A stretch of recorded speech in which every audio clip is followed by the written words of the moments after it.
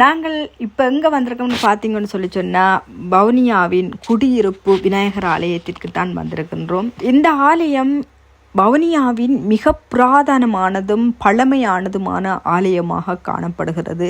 ஆரம்ப காலங்களில் இந்த ஆலயம் மட்டும்தான் மிக மிக பிரதானமான ஆலயமாக காணப்பட்டது. இந்த ஆலயம் பழம் பெரும் வரலாறை கொண்டமைந்த ஆலயம் என்றும் கூறப்பட்டுள்ளது. இந்த ஆலயத்தில் 6 கால பூசைகள் இடம்பெறுவதாகவும் 6 கால பூசைகளிலும் மக்கள் மிக ஆரவாரத்துடனும் மிகவும் மகிழ்வுடனும் மிகவும் அமைதியுடனும் செயற்படுவதாக கூறப்பட்டுள்ளது. அதனை தவிர இந்த ஆலயமானது எழில் மிகுந்ததாகவும் வனப்பு மிகுந்ததாகவும் இயற்கை எழில் கொஞ்சம் அழகுகள் நிறைந்ததாகவும் காணப்படுகிறது.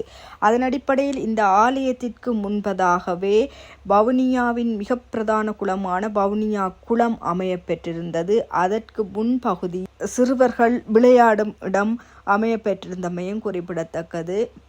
இந்த ஆலயமானது எழில் கொஞ்சம் வனப்பு மிகுந்த பிரதேசங்களை கொண்டு அமைவதனாலோ என்னவோ தெரியவில்லை, பல மக்கள் இந்த ஆலயத்திற்கு விருப்பத்துடன் வந்து செல்கின்றமையும் குறிப்பிடத்தக்கது. அத்துடன் இந்த ஆலயம் சிறுவர்களுக்கு மிகவும் முக்கியமாக அந்த ஆலய குருக்கள் நூல் அணிவிப்பதன் மூலம் அவர்களுக்கு பிணி தீர்க்கப்படுகிறது என்றும் கூறப்படுகிறது. அதனால் அந்த மக்கள் அனைவரும் தங்களுக்கு பிணி ஏற்படக்கூடாது என்பதற்காக மாதா மாதமோ அல்லது அவர்களுக்கு ஏற்புடைய காலப்பகுதியிலோ வந்து அந்த குருக்கள் மூலம் அந்த நூலை அணிவதன் மூலம் தங்களுடைய ஆரோக்கியத்தை தக்க வைத்துக் கொள்கின்றனர் என்றும் கூறப்படுகிறது. எனவே மக்களே, நீங்களும் ஒரு முறை இந்த ஆலயத்திற்கு சென்று பார்வையிடுவதன் மூலமும் ஆலயத்திற்கு சென்று உங்களுடைய மன நிறைவுகளையும் பெற்றுக்கொள்ளலாம்.